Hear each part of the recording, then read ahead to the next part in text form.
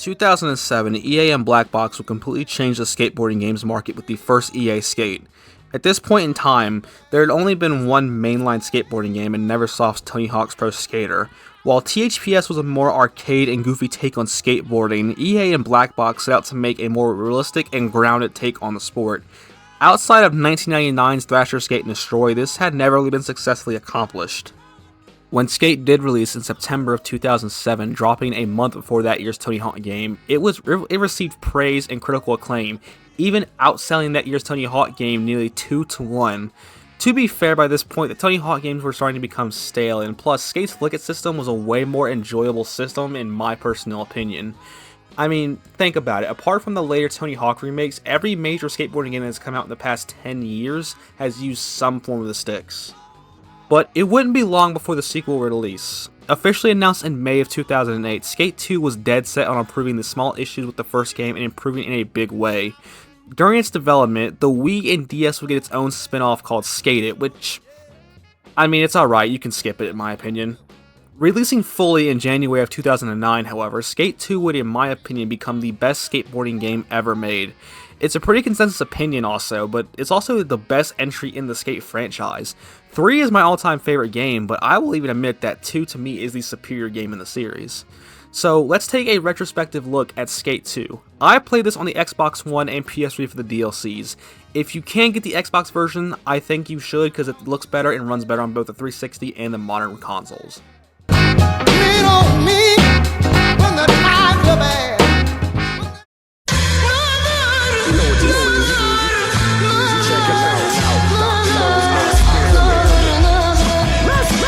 So our story begins with another great live action intro in prison. Your character is actually being released from prison, and why we actually don't have an answer to that yet.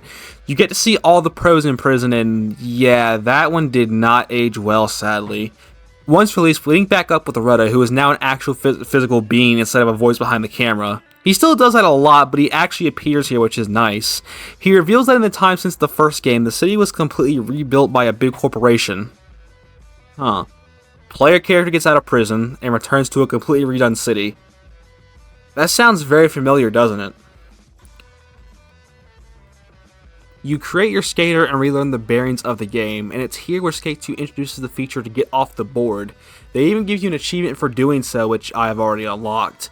The walking is very jank and stiff. All it needs is a fixed camera, and this would be another Resident Evil game. Okay, jokes aside, the ability to walk is greatly appreciated since it was absent in the first game. They even allow you to walk up and move objects, which is something that the game goes out of its way to do a lot. We meet up with Slappy, who now owns his own skate park in one of the best locations in the entire game in my opinion.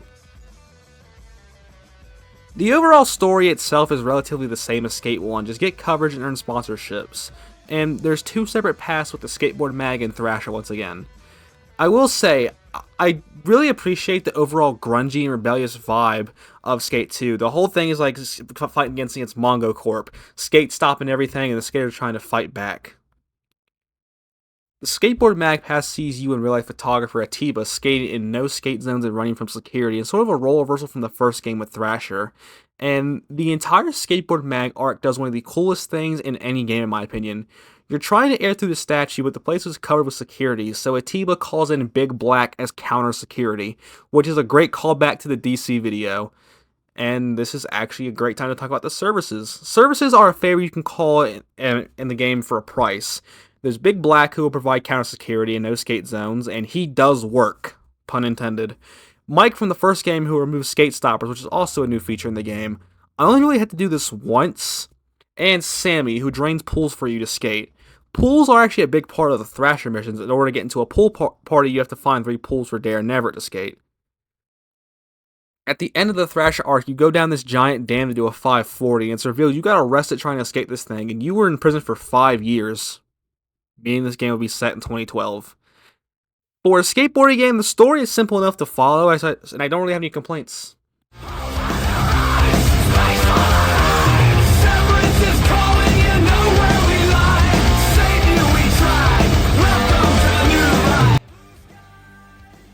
Skate 2 features a wide variety of challenges to keep the player engaged. Photo challenges are self-explanatory enough. Do this trick for a photo. I always try to do something that's realistic as possible, but Some of the photos really suck in this game. Like, you look at actual skate photos and you can see like the gap or whatever it is, but here they're like way too zoomed in. The third game fixed this and we were able to zoom in and out of the photo, which I really liked. And film challenges. These are the majority of what the skateboard mag and Thrasher missions consist of. The only real bad challenge was this one Thrasher one and the skateboard mag one. There's a Thrasher mission where you need to do a hand plant off a backboard. It seems simple enough, but this shit just doesn't work. You can try and fail to do it legit. What you actually need to do is grab this picnic table and then put the ramp on it and it will count. I don't know how this got past QA, but thankfully we have a workaround. The other really annoying photo challenge is the final skateboard mag challenge, not because of the challenge itself, but because of the security.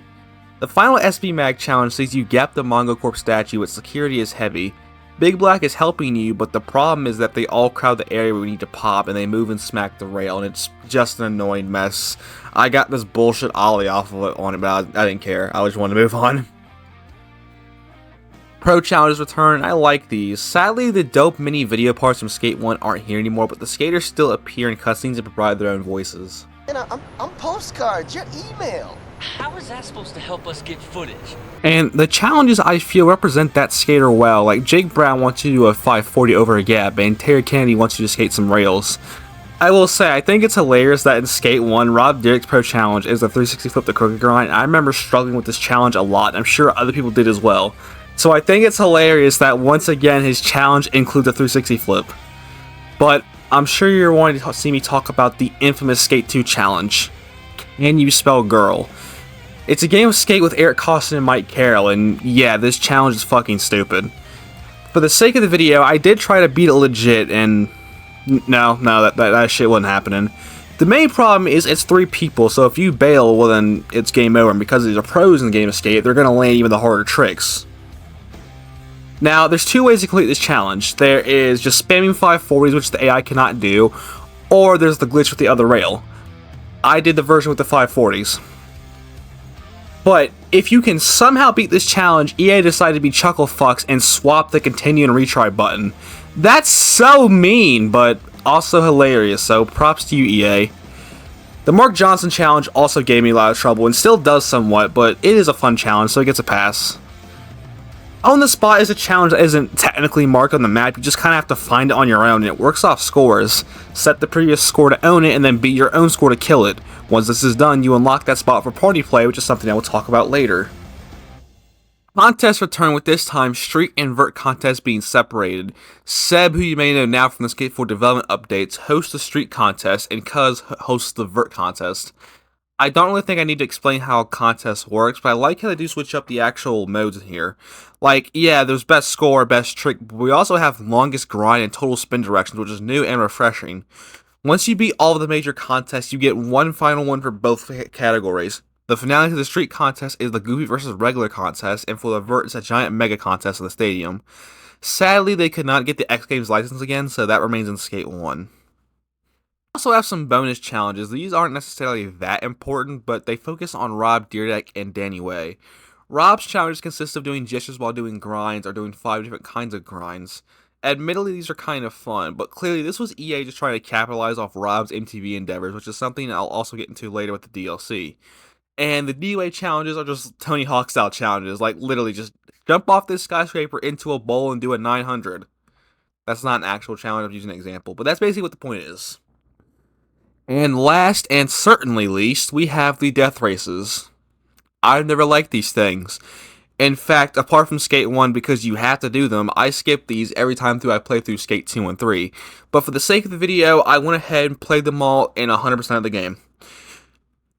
They aren't nearly as bad as they are in Skate 1, but my biggest problem with the death races is there's just too much that can happen that isn't your fault.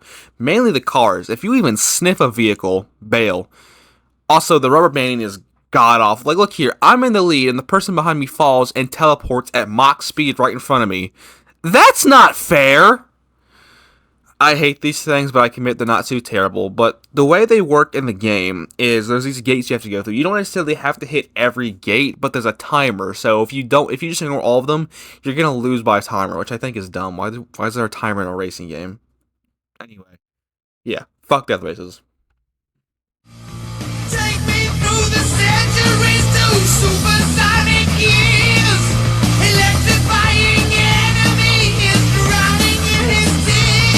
New San Vanalona might honestly be the greatest map ever put into a skateboarding game. It's a great evolution of Skate 1's version. We lose the suburbs but gain an entire mountain area. And a lot of the best spots from Skate 1 remain, like the Matrix Plaza. And the map really does reflect the style of the game. Areas like the Res and Old Town are rugged and gritty, while downtown is all clean and shiny and white. And I would assume this is a personal thing from Black Box. And you can increase the map with property. Skate 2 actually allows you to purchase property. For 50k you can buy the Fun Track, which is add-on to the Mega Park and pretty damn fun. And for 200k you can buy the Monster Skate Park, which is actually one of the best skate parks in the series if I'm going to be honest. And while we're on the subject, I guess I will talk about the DLC. For the first time, Skate got its own DLC selection. While the footage you've seen so far is all captured on the Xbox One, I own the DLCs on PS3, so excuse the slightly worse quality. The San Van pack brings back some of the best spots from Skate 1. With the community center, being able to play this in Skate 2 is refreshing. I like how they actually included the little subway area at the bottom. Oliver Elementary returns with the ability to get off your board. You can now actually skate on the roofs of the little building, which is nice to see. And the parquet, which has the Gons Gap. And that's all it needs to be said on how cool it is. The Maloof Money Cup, which at the time was a major contest, almost like SLS in a way, it has its own dedicated street and vert contests. The street contest, I'm pretty sure we just reused in Skate 3, but it's pretty fun still, and the vert contest. And finally, my favorite, and probably the best DLC in the series next to the Hawaiian Dream, is the Fantasy Factory DLC. Alright, I'm gonna fanboy for a bit, but this DLC for me is super nostalgic. I grew up watching all the Deer Deck shows on MTV, so when I learned this game had a DLC around it, I instantly bought it. Now, they could have just added the warehouse and call it a day, but no, Black Box actually added an entire skatable roof area, some spots around the factory, and even the LA ditch, which is incredibly fun to skate. The Fantasy Factory DLC has its own set of challenges, which is always cool, and now that it's been 10 years since the show ended, and being able to skate this virtually is bittersweet. I always wanted to skate the real thing, but I was too young and I suck at skating, so yeah. The challenges in the Fantasy Factory DLC aren't that bad, but there's one challenge, Platform Jumper, that can be very annoying. I had to get very creative to beat this. I love this DLC to death, man. If they added the foam pit, that would make this the greatest DLC in the history of our sport. LL Cool J is hard as hell. Battle anybody, I don't care, you tell. I excel, they all fail. Gonna cocktail, double L, must rock my bell. Aside from career mode, there's really only 2 game modes, as the online sadly was shut down a few years back. Party Play is the local multiplayer mode, and yeah, I have no friends, so I'll be doing the solo session. There are 3 types in Party Play: Spot Battle, where you just gain the most points, Game of Skate, and Hall of Meat. I haven't mentioned it yet, but Hall of Meat gets a complete overhaul here. Now when you bail, you get a score depending on what you did, and if you break a bone, you get a full statistical breakdown of your slam, which I think is the greatest thing ever, just gonna be honest. A Hall of Meat in Party Play works similar to the way it did in Skate 3, just get the most points on a bail. And then the other game mode is Free Skate, which to me is just the best way to play these games. Just find your own spots and skate it. Rolling stones in the rap game, not bragging. Look bigger than Jagger, not sagging. Spell it backwards, I'ma leave it at that. That ain't got nothing to do with rap. The customization in this game is honestly pretty good. This was the first EA Skate game to also allow you to play as a female, which is nice. And the cosmetics themselves are fine. Real brands appear like Ice Cream and DC, and get this, I know this is crazy EA, but get this! You can actually unlock the cosmetics by just playing the fucking game! I'm not gonna let it go, man. The new skate shouldn't have fucking loot boxes and microtransactions for, like, actual skate brands. I'm just gonna be honest. But it's amazing that the system works flawlessly. Jokes aside, but with all that being said, Skate 2, in my opinion, is the best skateboarding game ever made. I know some people disagree and say Tony Hawk 2 or 3, and that's fine. But what I think is for certain is that 2 is the best EA Skate game. I love 3 to death, like I said, but I will admit that 2 does a lot of things better than 3. Honestly, if this game had a hardcore mode and the replay stuff wasn't DLC, I'd never touch Skate 3 again. Dead serious. These games are also special to me because they're what got me into skating. I was never great at it. I can do the stationary ollie here and there, but I still go out and just ride my board from time to time. But anyway, I hope you guys enjoyed this retrospective look on Skate 2. I'm considering remaking my Skate 1 and 3 videos because I don't think they're that good anymore.